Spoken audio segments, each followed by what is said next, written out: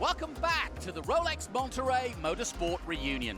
Let's rejoin the fun and head down to Kev Harris, who's speaking with McLaren CEO Zak Brown before he heads out to enjoy another race here at Laguna Seca. Chặng đua thứ hai trong khuôn khổ giải đua xe Rolex Monterey Motorsport Reunion chứng kiến màn chào ra mắt của siêu xe Harley Haywood Trophy Run.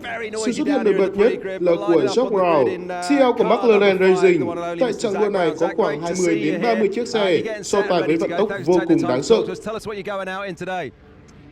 Jaguar XJR9 Group C car, so something I grew up racing. Feel very privileged to be racing it this weekend, and should be a fun race. Yeah, it should really be a fun race. I know this isn't the only car you're racing here. People might not realise when we don't see you on the telly at the Formula One, this is what you like to do on your weekends off, isn't it? Yeah, it can't keep me away from a racetrack, so everyone's on vacation, so am I. It just happens to be at a Laguna Seca. So away we go then. This our Group 4A. The Hurley Haywood Trophy, Race 1. As we celebrate one of the greats of American racing, Hurley Haywood, and his era of endurance racing. Straight into the lead goes the 99. He got off the line quick then, didn't he? And that's the 1991 AAR Toyota Eagle Mk3. And they make a beautiful sound roaring around the hills of Monterey, that's for sure. Nice little battle, Kadori chasing the 77. It's Tom Long in that Mazda from 1992. No surprise for me anyway that Charles Nuremberg has gone off into the distance here as we look at the 28 being chased hard by Philip Kadori. I'll tell you what, we've got some nice little mini battles going on here this morning as these guys just make their way. Zak. So, something wrong with the Jaguar, and quite rightly, Zak has pulled it out of harm's way. I don't know if it's going to slow proceedings down and where exactly that is. I'm trying to work that out. There's the Mazda again chasing hard on the Lola. Zak sort of making his exit. Doesn't want to be stuck out there. He's got a busy weekend, Zak.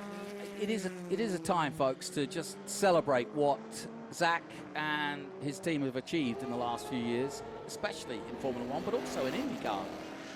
It is incredible to see this purple patch for McLaren Racing here in 2024, where they truly are now right at the top of their game in Formula One and in IndyCar. Well, sadly, as the checkered flag comes out, the silk-cut Jaguar of Zak Brown is parked up, but it's the number 99 of Charles Nuremberg who absolutely dominates in that beautiful Toyota to win the Hurley Haywood Trophy Race 1 in the number 99. Well, let's head down to our intrepid reporter, Kev Harris, who's trying out a very cool master simulator. Oh! Hold it. All right, we're still on. I spun the back wheel. Flip it, yeah. Well, Carmel, listen, I'm doing a terrible job of a lap of Laguna Seca here. This is quite embarrassing, by the way, but just talk us through what Cooler Master are getting up to this weekend. So we're basically coming here to Monterey Car Week, trying to introduce our dynamic simulator here. Full steel, 14 different racing positions, 57-inch screen monitor, doing some time trials, first, second, third gets prizes. It's really good, I have to say, but I am notoriously terrible at video games and sim racing, but this is quite something. And well, I don't know about notorious, you're doing pretty good. I don't know, I've crashed twice. That's better than most. But yeah, we try to create a system here that pro drivers can use as a tool, car enthusiasts can get on and get better, and people can just have some fun on. It is a lot of fun, and this seat that I'm sitting in is just remarkable. It's crazy. Yes. I'm getting every bump. When you're smooth, oh, this is the corkscrew. Oh, my days. Oh, okay. Almost. This is not easy. And no. one man who'd like to have a go, but I reckon also he wouldn't do very well, is our commentator, Johnny Green. So as I put it into the tyres, I'm going to hand to Johnny Green. Johnny, come down and have a go at this. Come on have a go if you think you're fast enough.